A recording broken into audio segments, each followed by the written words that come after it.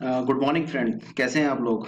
आज बहुत दिनों के बाद वीडियो बनाने जा रहा हूँ। जिस सब्जेक्ट के ऊपर आज वीडियो बनाने जा रहा हूँ वो सब्जेक्ट है सर्विस से रिलेटेड है। और आज मैं वीडियो बनाने वाला हूँ इंटरकूलर के ऊपर और ऑयल कूलर के ऊपर। बेसिकली देखा जाता है कि ऑयल कूलर या इंटरकूलर में कई बार प्रॉब्लम्स आ जाती हैं, जिसकी वजह से हम लोगों को बहुत सारी परेशानियां झेलनी पड़ती हैं।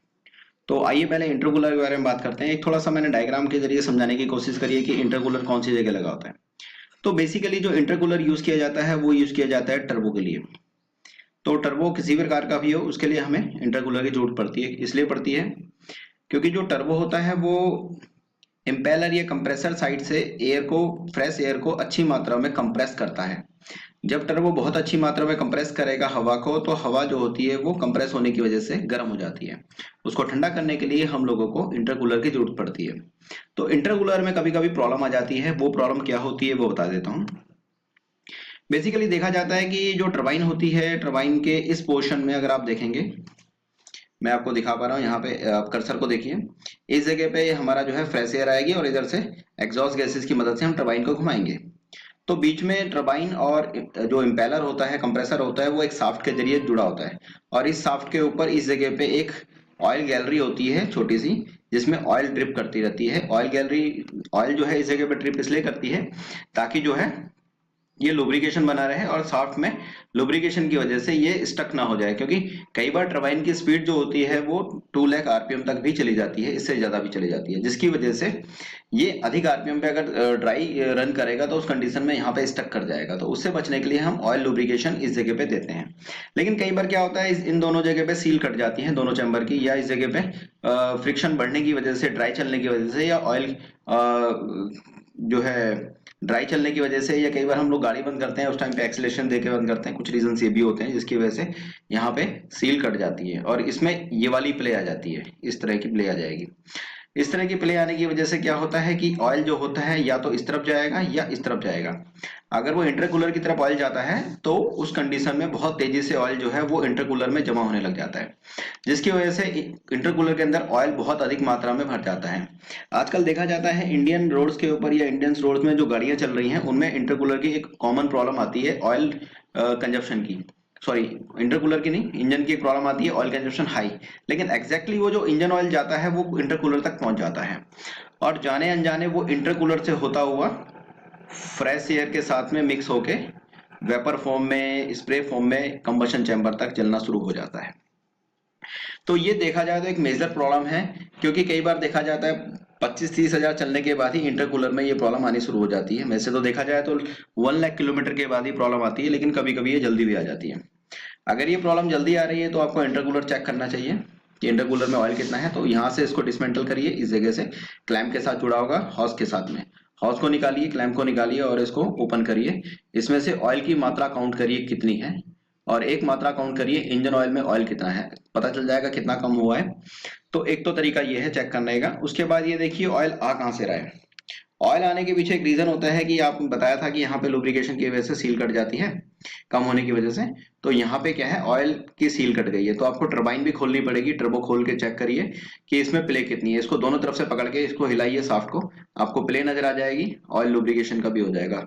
तो फाइन अल्टीमेटली अगर देखा जाए तो इसको जो है, इसका सॉल्यूशन होता है टरबाइन, जो टर्बो होती है उसको चेंज करना होता है, नया लगाना होता है।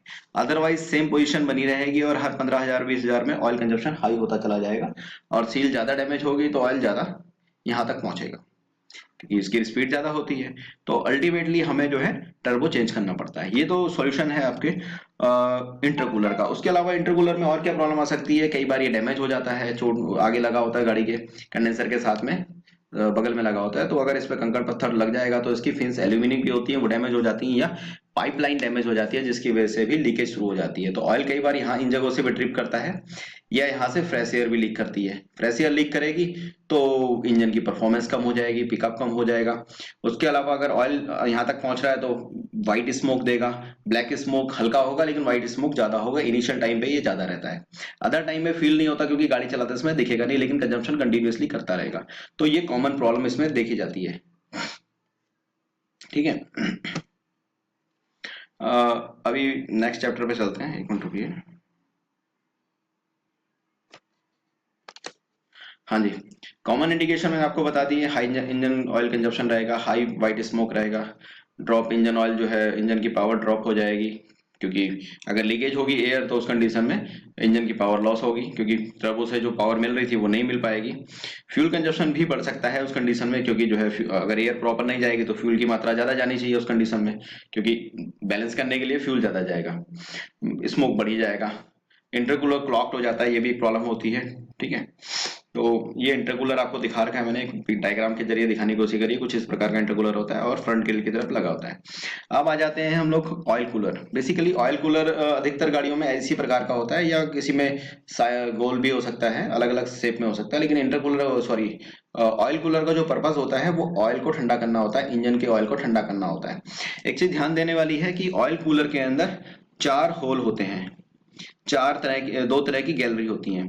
तो 2 गैलरी होती है इंजन ऑयल के लिए, सॉरी 2 होती है कूलेंट के लिए, और 2 होती है इंजन ऑयल के लिए। तो ये 2 मान लीजिए इंजन ऑयल की है, और ये 2 जो है कूलेंट के लिए है। तो ये बिल्कुल उसी प्रकार से होता है कि अंदर जो है फिन्स लगी हुई हैं और उसमें से ऑयल पास कर रहा है, और उसके उस फिन्स के ऊपर से एक अलग से केज बना हुआ है, उस केज के ऊपर से अंदर चारों तरफ से, इसके चारों तरफ से जो है कूलेंट रन कर रहा है। तो बीच में इंजन ऑयल रन कर रहा है और ऊपर से कूलेंट। तो इसका पर्पस क्या है कि इंजन ऑयल का जो टेम्परेचर हो सकता है वो 500-700 डिग्री भी हो सकता है, उसको कम करने के लिए हम लोग कूलेंट का यूज करते हैं, ताकि कूलेंट की मदद से इंजन ऑयल के टेम्परेचर को कम कर सके। अगर हम कूलेंट की मदद से इंजन ऑयल के टेम्परेचर को कम करते हैं तो ईजी रहता है, और हम इंजन की कूलिंग को मेंटेन करने में मदद कर सकते हैं। तो ऑयल कूलर का पर्पस जो होता है वो जो इंजन ऑयल है उसको ठंडा करना है, और इंजन के टेम्परेचर को थोड़ा सा रिड्यूस करना होता है। आपको पता है कि इंजन का जो वर्किंग टेम्परेचर होता है वो 98 डिग्री सेल्सियस के आसपास होता है। 102 104 तक अगर क्रॉस करता है तो इसका मतलब कि ओवर हीटिंग की पोजीशन आ गई है, 108 तक ओवर हीटिंग हो ही जाती है। ठीक है, अगर देखा जाए तो इसका जो वार्म अप टेम्परेचर होता है लगभग वो 70 डिग्री सेल्सियस के आसपास होता है, और इसका जो वर्किंग टेम्परेचर स्टार्ट हो जाता है 98.5 डिग्री सेल्सियस से। तो 92 से 98 तक ओके होता है। वर्किंग टेम्परेचर अगर इंजन मेंटेन नहीं कर पाता तो उस कंडीशन में या तो ओवर हीटिंग होगी या इंजन गर्म ही नहीं हो पाएगा। दोनों ही कंडीशन में जो है इंजन को लॉस होता है, तो ये जरूर देखें। ठीक है, अच्छा कॉमन प्रॉब्लम क्या होती है इसकी वजह से, इसमें क्या होता है ऑयल लीकेज कर सकता है, या फिर ऑयल के साथ में कूलेंट मिक्स कर सकता है। ये तभी हो सकता है जब इंजन ऑयल की और कूलेंट की जो गैलरीज होती हैं वो आपस में डैमेज होके मिल जाए।